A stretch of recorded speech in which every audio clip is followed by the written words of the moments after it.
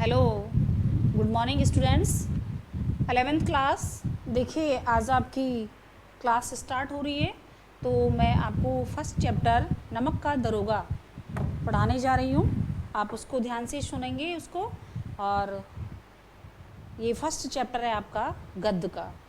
आप इसमें दो नोटबुक बनाएंगे, एक काव्य और गद्य की, जिसमें गद्य में आधा आधा पोर्शन करके एक तरफ गद्य करेंगे, एक तरफ काव्य करेंगे। उसी के क्वेश्चन आंसर उस तरह से आपस में करेंगे। फिर उसमें एक नोटबुक बनाएंगे वितान की, जिसमें आपकी व्याकरण होगी और आपका बेटा उसमें वितान का और व्याकरण का काम होगा। तो ठीक है, तो आज मैं आपको नमक का दरोगा पढ़ाने जा रही हूँ, जो हमारे प्रेमचंद जी ने लिखा है।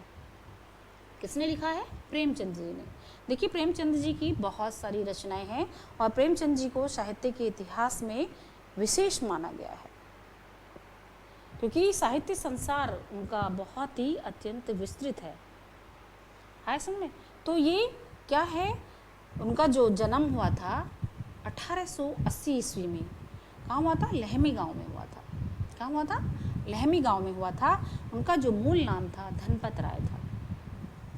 देखिए, उनका जीवन बहुत अभावों में बीता। हर इंसान का अलग अलग स्थितियाँ होती हैं। किसी के पास पैसा बहुत होता है, बहुत सारा होता है, और वो किसी के पास बस अपने जीवन यापन के लिए ही होता है। तो प्रेमचंद जी का जीवन अभावों में बीता। उन्होंने स्कूल की शिक्षा पूरी करने के बाद पारिवारिक समस्याओं के कारण बीए तक की पढ़ाई बड़ी मुश्किल से की थी, क्योंकि बेटा जब इतना पैसा भी नहीं था, हर कोई पढ़ना भी चाहता था। ऐसा नहीं है कोई पढ़ना नहीं चाहता और हम उसके लिए वो नहीं कर सकते हैं। तो इस तरह से वो पढ़ना चाहते थे, लेकिन उन्हें अभाव थे, कमी थी। तो उन्होंने अंग्रेजी से एमए करना चाहते थे। पैसे की कमी से, अभाव से उन्होंने एमए नहीं कर पाए और उनके सर पर सारी पारिवारिक जिम्मेदारियां थोप दी गई। उन्हें बीच में ही नौकरी करनी पड़ी और गांधी जी से जुड़ गए, जो राष्ट्रीय आंदोलन हुआ करते थे। और गांधी जी के असहयोग आंदोलन सक्रिय होने के कारण उन्होंने सरकारी नौकरी को भी त्यागपत्र दे दिया। अब और भी मुश्किल हो गया परिवार को चलाना।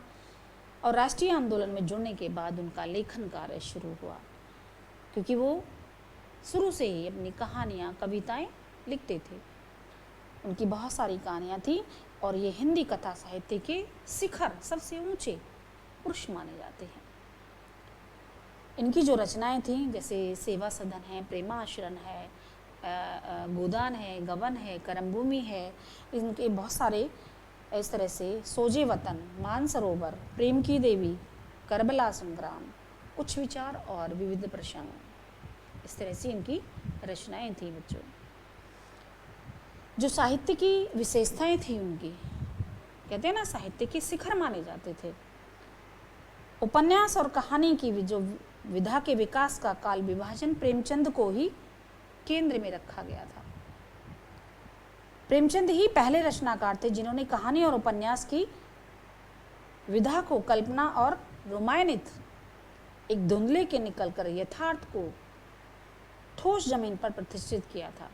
सिर्फ पहले रचनाकार थे जिन्होंने क्या करा? कहानी और उपन्यास लिखे थे। इनका जो आरंभिक कथा साहित्य कल्पना, संयोग और रोमायनिते के ताने बाने में बुना गया था। और भी बहुत सारी रचनाएं की थी। और जो है इसमें कहते हैं कि जो साहित्य के बारे में प्रेमचंद का कहना था कि साहित्य वह जादू की लकड़ी है। क्या है? साहित्य वह जादू की लकड़ी है जो पशुओं में, ईंट पत्थर में, पेड़ पौधे में विश्व की आत्मा का दर्शन करा देती है।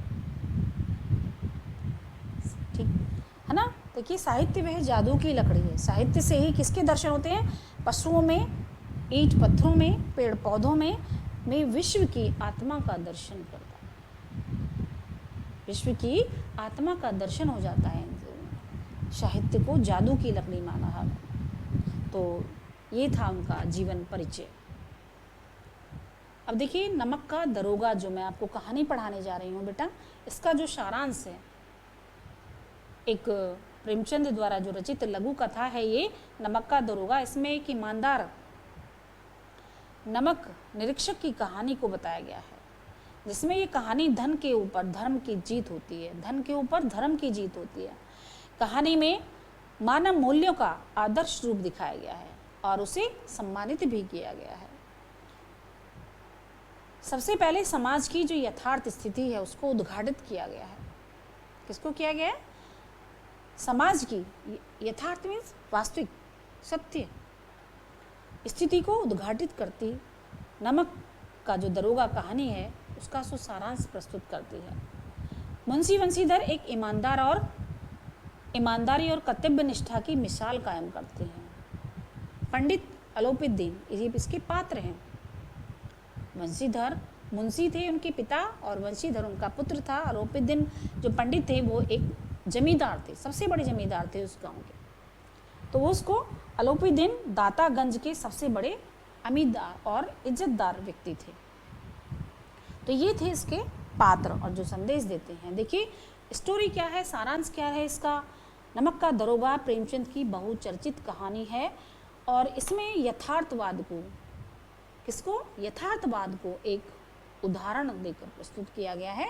ये कहानी धन के ऊपर धर्म की जीत करती है, धर्म की जीत होती है। धन और धर्म को क्रमशः क्या माना गया है? सद्वृत्ति, बुराई और अच्छाई। सद्वृत्ति को असद्वृत्ति, अच्छाई और बुराई, सत्य और असत्य कहा जा सकता है, कह सकते हैं ना। तो इसी तरह से कहानी में इनका प्रतिनिधित्व पंडित किससे किया गया? अलोपीदीन और मुंशी बंशीधर से, क्योंकि बंशीधर जो इसके नामक पात्र हैं दोनों, इनके ही ऊपर ये नमक का दरोगा कहानी बनी है। और ईमानदार कर्मयोगी मुंशीधर को खरीदने में असफल होने के बाद पंडित अलोपीदीन अपने धन की महिमा का उपयोग करके उन्हें नौकरी से हटवा देते हैं। देखिए रिश्वत तो अच्छे अच्छों को मात दे देती है, कहते हैं ना, रिश्वत तो अच्छे अच्छों को मात दे देती है। उसी तरह से अलोपीदीन मुंशी बंशीधर को नौकरी से हटवा देती है, लेकिन अंत सत्य के आगे उनका सिर झुक जाता है, क्योंकि हमेशा किसकी जीत होती है? सत्य की जीत होती है बेटा, है ना। तो क्या है, उनका सिर झुक जाता है और वे सरकारी विभाग से बर्खास्त बंशीधर को बहुत ऊंचे वेतन और भत्ते के साथ अपनी सारी जायदाद का स्थायी मैनेजर नियुक्त करते हैं और गहरे अपराध बोध से भरी हुई वाणी में निवेदन करते हैं। तो देखिए किस तरह से करेंगे।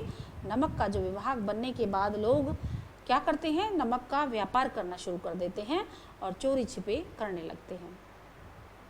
इसी काले व्यापार में भ्रष्टाचार बढ़ जाता है ना। कोई भी है, अगर नमक हमारे भाई किस तरह से है, नमक के बिना तो कुछ भी नहीं है।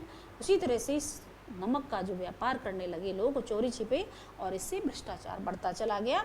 अधिकारियों के पों भोवारे थे। यहाँ ये पों बारे क्या है? मुहावरा है। ये जो आप अंडरलाइन भी करते रहेंगे बुक में, और इस तरह से आपको जो MCQ भी बना के दे दिया जा सकता है, तो इससे आपको लाभ होगा। लोग दरोगा के पद के लिए ललायत थी, क्योंकि उस समय नौकरियां बड़ी अच्छी मिल जाती थी, ऐसा नहीं है, लेकिन जो हर लोग पोस्ट के अकॉर्डिंग भागते थे। तो दरोगा के पद बहुत ऊंचा होता है, तो इसलिए वो सब लोग वहाँ ललायतित थे। मुंशी बंशीधर के भी रोजगार को प्रमुख मानकर इसे खोजने लगे, क्योंकि घर में दिक्कत आने लगी। पिता जो थे उनके वृद्ध थे, कुछ कर नहीं पाते थे। वो हमेशा यही कहते थे कि तुम कुछ करते नहीं हो। उनकी बातें सुन कर वो इस तरह से नौकरी खोजने लगे। इनके पिता अनुभवी थे, उन्होंने घर की दुर्दशा और वृद्धावस्था का हवाला देकर नौकरी में पद की ओर ध्यान न देकर ऊपरी आय वाली नौकरी को बेहतर बताया। देखिए जो नौकरी मिलती है उसमें घर का खर्च नहीं चलता है। वो कहते थे कि ऊपर की जो आमदनी होती है उससे खर्च चलता है, जो नौकरी होती है उसको बचा लिया जाता है। वे कहते हैं कि मासिक वेतन तो पूर्णमासी का चांद होता है, वो तो पूरे महीने के लिए रखा जाता है। पूर्णमासी कहते हैं जब हमारे पूरे महीने के बाद चंद्रमा जो है पूर्ण हो जाता है, पूरा हो जाता है, उसको कहते हैं पूर्णमासी का चांद। इसी तरह से जब हमारा पूरा मंथ हो जाता है, जो हमें सैलरी मिलती है, वो उसे कहा है उन्होंने पूर्णमासी का चांद, जो एक दिन दिखाई देता है, जो एक दिन हमें लास्ट में आके सैलरी मिलती है उसके लिए, और घटते घटते लुप्त हो जाता है। ऊपरी आय बहता हुआ स्रोत होता है। जो ऊपर की आय होती है उससे हम अपना खर्चा खुले हाथ से करते हैं, अपना जीवन यापन खुले हाथ से करते हैं। जो पूर्णमासी का चांद के लिए कहा है, मासिक सैलरी के लिए जो बोला है, वो हमारे घर गृहस्थ में ही काम हो जाता है उसमें। इससे सदैव प्यास बुझती है। आवश्यकता व अवसर देखकर विवेक से काम करो। वंशीधर ने पिता की बातें ध्यान से सुनी, सदैव प्यास और धैर्य रखा। सुनते थे, गुस्सा भी आता था। बुद्धि और आलंबन से भाग्य के कारण नमक दरोगा के विभाग पर दरोगा पद को प्रतिष्ठित हो गए। अब तो देखिए घर में खुशी छा गई। वृद्धा पिता को भी बहुत खुशी हुई कि मेरा बेटा दरोगा बन गया। उनको समझाते थे भाई तुम किस तरह से लेना है। उन्होंने ये सारी चीज़ें उन्हें बताई कि मासिक आय तो क्या होती है, पूर्णमासी का चांद होती है। इस तरह से उन्होंने उनको बताया। सर्दी के मौसम की रात में नमक के सिपाही नशे में मस्त थे। नमक के सिपाही क्या कहते हैं इसमें, नमक के सिपाही जो नमक का व्यापार करते थे चोरी छुपे, वो मस्त थे। वंशीधर ने 6 महीने में ही अपनी कार्यकुशलता, जो पहले जो आपका जो स्टाफ था वो मस्त थे, जो जितना दे जाता था उसे चोरी के भ्रष्ट निकलवा देते थे। अब वंशीधर ने जो अपना पद अपना संभाला है उस पर अपनी कार्यकुशलता एवं उत्तम आचार से अफसरों का विश्वास जीता लिया। यमुना नदी पर एक पुल था जिस पर नमक की जो गाड़ियाँ जाती थी रात में, तो पुल से गाड़ियों की आवाज़ सुनकर वे उठे, सोए हुए थे। सर्दियों की रात थी, तो उन्होंने देखा कि वह इलाके का प्रसिद्ध जमींदार था। उन्हें कुछ शंका सी हुई कि इतनी रात्रि में गाड़ी कहाँ जा रही है, वो भी यमुना नदी के पुल पर। तो कुछ गोलमाल, कुछ गड़बड़ है। जाकर देखा तो गाड़ियों की कतार दिखाई दी। पूछताछ पर पता चला कि ये पंडित अलोपीदीन के हैं। अलोपीदीन कौन थे? अलोपीदीन उस गांव के सबसे बड़े जमींदार थे। उनके पास सबसे ज़्यादा पैसा था, सबसे ज़्यादा अमीर थे, जो ऋण देने का काम किया करते थे। क्या करते थे? जो ऋण देने का काम, ब्याज होता है, ब्याज पर जो पैसा देते हैं। तलाशी ली तो पता चला कि उसमें नमक है। पता चला, सारी गाड़ियाँ चेक कराई, पता चला उसमें क्या था? नमक। पंडित अलोपीदीन अपने सजीले रथ में ऊगते हुए, यानी कि सो रहे थे, और सोते हुए उस उनकी गाड़ियों के पीछे उनकी गाड़ियाँ थी। तो तभी गाड़ी वाले ने गाड़ियाँ रोकने की खबर दी। वहाँ जाकर अलोपीदीन को जगाया और उनसे कहा कि पंडित सारे संसार में लक्ष्मी को प्रमुख मानते थे। वो लक्ष्मी के आगे कोई न्याय नहीं था उनके आगे, सिर्फ पैसे से काम किया करते थे, तो लक्ष्मी को ही प्रमुख मानते थे। न्याय नीति सब क्या थे? लक्ष्मी के खिलौने थे उनके सामने। न्याय नीति कुछ नहीं था।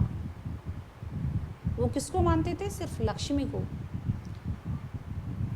उसी घमंड में निश्चित होकर दरोगा के पास पहुंचे कि मैं दरोगा के पैसे फेंकूंगा और दरोगा मेरी बात मान जाएगा, मेरी गाड़ियाँ निकल जाएंगी यहाँ से। तो दरोगा भी अपने धर्म पर थे। उन्होंने कहा कि मेरी सरकार तो आप हैं, आपने व्यर्थ ही कष्ट उठाया, मैं सेवा में स्वयं ही आ रहा था। किसने कहा? ये पंडित अलोपीदीन ने कहा कि आपने बेकार में कष्ट उठाया, मैं आपके पास आ रहा था। और वंशीधर ईमानदारी का नशा था उनके अंदर। उन्होंने कहा ऐसा कुछ नहीं होगा। उन्होंने कहा कि हम अपना ईमान नहीं बेचते, आपको गिरफ्तार किया जाता है। तो अलोपीदीन ने कहा उनको कि 10,000 ले लीजिए और मेरी गाड़ी निकाल दीजिए। कि नहीं, ऐसा ये कुछ नहीं होगा। अरे 10,000 में नहीं तो 25,000 ले लीजिए, ऐसा कुछ नहीं होगा। किसने कहा? वंशीधर ने, क्योंकि वो ईमानदारी पर टिके हुए थे, वो धर्म पर थे, वो ड्यूटी पर थे।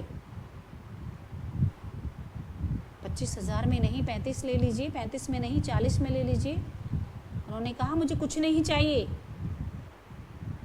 वंशीधर ने साफ मना कर दिया कि अलोपीदीन ने 40,000 तक की रिश्वत देने के लिए कहा, परंतु वंशीधर ने उनकी एक नहीं सुनी और धर्म पर टिके रहे। धन को पैरों से के तले कुचल डाला, धन को पैरों के तले कुचल डाला बच्चों।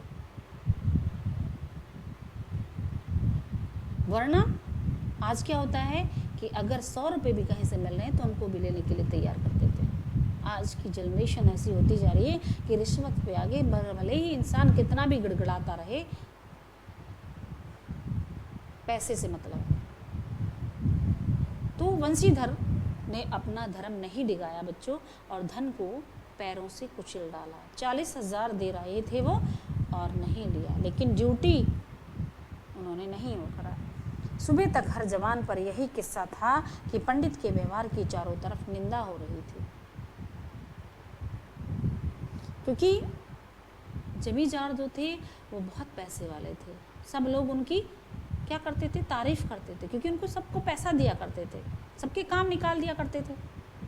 भ्रष्ट व्यक्ति भी उसकी निंदा कर रहे थे। जो भ्रष्ट थे, जो भ्रष्ट लोग थे, उनकी भी वो निंदा कर, पंडित जी की निंदा कर रहे थे। अगले दिन अदालत में भीड़ थी। अब क्या होता है कि अलोपीदीन को वो गिरफ्तार कर लेते हैं और अदालत में पेश किया जाता है। अदालत में सभी पंडित अलोपीदीन के माल के गुलाम थे। उन्होंने पैसा दे देकर लोगों को अपनी ओर खींच रखा था, तो लोग क्या हुए, उनके गुलाम बन चुके थे और पंडित की बुराई कर रहे थे। किसकी? वंशीधर की। ये अच्छा नहीं किया, ये तुमने अच्छा नहीं किया कि जमींदार को इस तरह से गिरफ्तार करा लिया। वे उनके पकड़ जाने पर हैरान थे, इसलिए नहीं कि अलोपीदीन ने क्यों यह कर्म किया, इसलिए नहीं कि तुमने गलत काम किया इसलिए तुम्हें पकड़ा गया, नहीं। क्यों पकड़ा गया इतने अच्छे आदमी को? क्योंकि वो उनके गुलाम बन चुके थे, उनको धन देता था, पैसे देते, ऋण देते थे, बल्कि इसलिए वह कानून के पंजे में कैसे आए। लोग कहते थे कि ये कानून के पंजों में कैसे आए, कैसे पकड़े गए, क्यों पकड़े गए, इनका काम क्यों नहीं हुआ। इस आक्रमण को रोकने के लिए वकीलों की फौज तैयार की गई। न्याय के मैदान में धर्म और धन में युद्ध ठन गया। न्याय के मैदान, न्याय जहाँ अदालत होती है वहाँ न्याय होता है, वहाँ पर भी किसमें? धन और धर्म में युद्ध ठन गया। वंशीधर के पास सत्य था, गवाह लोग के डावाडोल थे, गवाह कोई नहीं था, बस सिर्फ क्या था? सत्य था। लोग उनकी वो तरफ नहीं थे, लोग उनको बुरा कर रहे, बोल रहे थे कि क्यों पकड़ा। मुंशी जी को न्याय के पक्ष में पक्षपात होता दिखाई दे रहा था। वंशीधर को क्या है? पक्षपात होता दिखाई दे रहा है। न्यायालय में कोई उनके फेवर में नहीं था, सब किसके फेवर में थे? जमींदार के फेवर में थे। यहाँ के कर्मचारी पर पक्षपात करने में तुले हुए थे। मुकदमा शीघ्र समाप्त हो गया। डिप्टी मजिस्ट्रेट ने लिखा कि पंडित अलोपीदीन के विरुद्ध प्रमाण आधारहीन है, कुछ नहीं है, इसमें कुछ नहीं था, ये तो झूठ है। तो न्याय किसके फेवर में गया? पंडित अलोपीदीन के फेवर में गया। वे ऐसा कार्य नहीं कर सकते। लोगों ने कहा, मंत्री मजिस्ट्रेट ने भी कहा ये वो ऐसा कार्य नहीं कर सकते, क्योंकि उन्होंने कितनी बार सबको पैसा भरा, वहाँ न्याय में भी उनको पैसा भरा जाता था, वो धन से जीतते थे हमेशा। दरोगा का दोष अधिक नहीं है, परंतु एक भले आदमी को दिए गए कष्ट में उन्हें भविष्य में ऐसा करने की चेतावनी दी जाएगी। उन्हें ऐसा तो कुछ नहीं कहा, लेकिन उन्हें चेतावनी दी गई कि ऐसे मनुष्य को कभी हाथ ना लगाएं। इस फैसले में सबकी बाछें खिल गईं। बाछें का मतलब है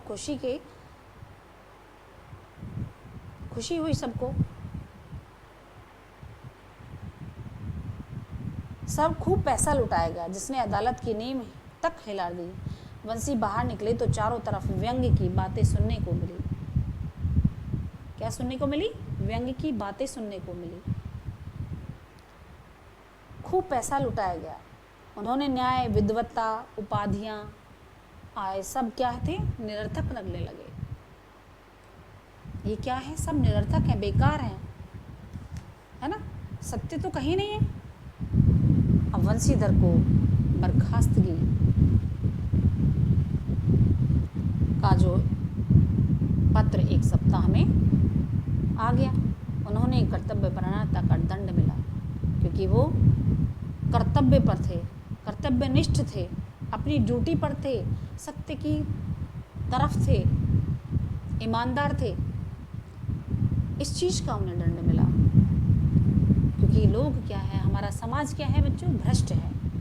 अच्छे लोगों पर विश्वास नहीं करता, ईमानदारी पर विश्वास नहीं करता, किस पर करता है, भ्रष्ट लोगों पर करता है। इसीलिए हमारा देश आगे नहीं बढ़ पाता है। दुखी मन से वे घर चले। उनके पिता खूब बड़बड़ाए, उन्होंने खूब गुस्सा हुए, क्योंकि जैसे मैंने कहा वैसे तुमने सुना नहीं, और आज का जो समाज है वो इसी तरह का है। उनकी पत्नी का भी 2-3 दिन तक मुंह फूला रहा, उन्होंने भी नहीं बोला। उन्होंने कहा, मेरा पिता ने कहा कि मेरा जी ऐसा चाहता है कि तुम अपना और तुम्हारा सिर फोड़ डालो। बनते थे ना ईमानदार, इस तरह से बोलकर उन्हें गुस्सा हो रहे हैं। उन्हें अनेक कठोर बातें कहीं। माँ की तीर्थ यात्रा की आशाएं मिट्टी में मिल गई। पत्नी ने भी 3 दिन तक मुंह फुलाए रखा, कोई नहीं बोला उनसे घर में, क्योंकि वो ऊपर का पैसा नहीं लिया और नौकरी से भी बैठ गए। 1 सप्ताह के बाद क्या होता है बेटा, देखो सत्य की भी जीत होती है, ऐसी बात नहीं है। हमेशा धन की नहीं होती, सत्य की भी जीत होती है। जो कोई भी इंसान है अगर बुरा काम करता है उसे मतलब होता जरूर, पछताता जरूर है, ऐसा नहीं है। तो 1 सप्ताह के बाद अलोपीदीन सजे रथ में बैठकर मुंशी के घर आते हैं। वृद्ध मुंशी उनकी चापलूसी करने लगे, किसी तरह से अपने बेटे को उल्टा सीधा बोलने लगे और कोसने लगे। अलाउद्दीन ने उन्हें ऐसा कहने से रोका और कहा कि कुल तिलक और पुरुषों की कीर्ति उज्जवल करने वाले संसार में ऐसे कितने धर्मपरायण पुरुष मैंने देखे हैं। धर्मपरायण, जो धर्म का पालन करने वाले पुरुष मैंने बहुत देखे हैं, जो धर्म का सब कुछ, अपना सब कुछ समर्पण कर देते हैं। उन्होंने वंशीधर से कहा कि इसे खुशामद न समझिए, आपने मुझे परास्त कर दिया है। वंशी ने सोचा वे उसे अपमानित करने आए हैं, परंतु पंडित की बातें सुनकर उनका संदेह दूर हो गया। उन्होंने कहा कि यह आपकी उदारता है, आज्ञा दीजिए।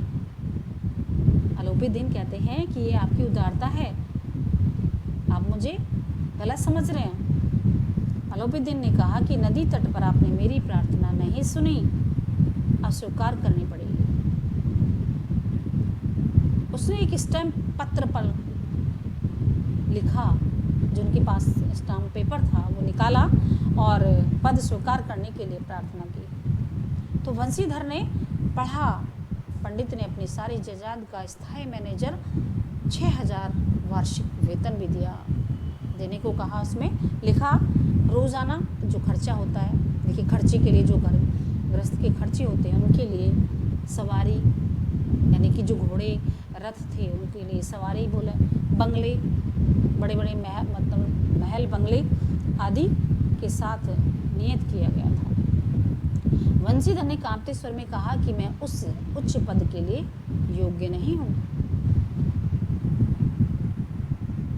ऐसे महान कार्य के लिए बड़े अनुभवी मनुष्य की जरूरत है, क्योंकि मैं इस लायक ही नहीं हूँ। ऐसे कामों के लिए तो बहुत ही अनुभवी, जिसको अनुभव हो वही ये काम कर सकता है, मैं इसके लिए काबिल नहीं हूँ। अलोपीदीन ने वंशीधर को कलम देते हुए कहा, मुझे अनुभव, विद्वता, कार्यकुशलता की चाह नहीं है। परमात्मा ने मुझे सब कुछ दिया है। परमात्मा ने यही प्रार्थना की है कि वह आपको सदैव वही नदी वाला, जो नदी के किनारे उदंड, कठोर परंतु धर्मनिष्ठ दरोगा बनाए रखे। जब अलोपीदीन बूढ़े हुए थे तो अपनी सारी उस ईमानदारी के लिए, क्योंकि वंशीधर ने इतने अच्छे काम किए थे अपनी ड्यूटी निभाई, समय से ड्यूटी करी, कर्तव्य परायणता दिखाई, ईमानदारी दिखाई, तो उस पर उन्होंने जो है उसकी विश्वस्तता को देखकर अलोपीदीन ने अपने सारे चार्ज उनको सौंपना चाहा।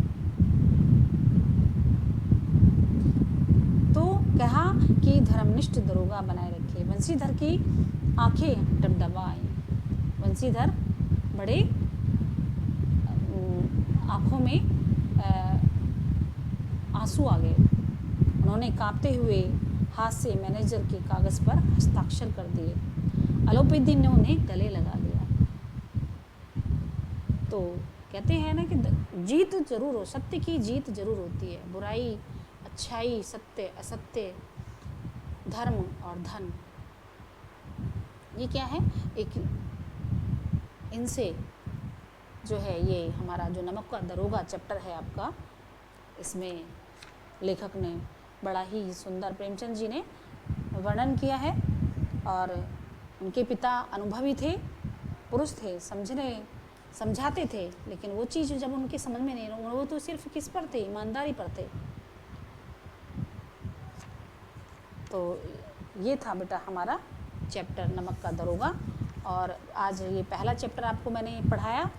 और कहानी का कौन सा पात्र आपको सर्वाधिक प्रभावित करता है? देखिए, इस कहानी में जो सर्वाधिक पात्र था, सबसे पात्र कौन था जो हमें प्रभावित करता है? वंशीधर थे, क्योंकि जो उनकी ईमानदार, शिक्षित थे, कर्तव्य परायणता और धर्मनिष्ठ व्यक्ति थे। उसके पिता उसे बेईमानी का पाठ पढ़ाते थे, घर की दयनीय दशा का हवाला देते थे, परंतु वह इन सबको विपरीत ईमानदारी का व्यवहार करता है।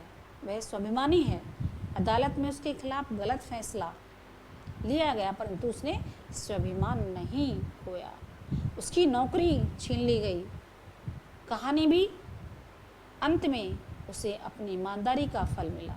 पंडित अलोपीदीन ने उसे सारी जायदाद का आजीवन मैनेजर बना दिया। तो देखिए, ईमानदारी से जो बंदे काम करते हैं उनका कहीं ना कहीं तो भला होता है, ऐसी बात नहीं, भगवान भी उनकी सुनता है। तो ये कहानी इस तरह से आपकी यहाँ पूरी होती है। और नमक का दरोगा जो है, इसमें अलोपीदीन धन का उपासक था। उसने हमेशा रिश्वत देकर अपने कार्य करवाए थे। उसे लगता था कि धन के आगे सब कमज़ोर है। वंशीधर ने गैरकानूनी ढंग से नमक ले जा रही गाड़ियों को पकड़ लिया। अलोपीदीन ने उसे मोटी रिश्वत देकर मामला ख़त्म करने को कहा, परंतु वंशीधर ने उसकी हर पेशकश को ठुकराया, उसे गिरफ्तार करने का आदेश दिया। अलोपीदीन के जीवन में पहली बार ऐसा हुआ जब धर्म ने धन पर विजय पाई। ऐसे में तो ये था बेटा आपका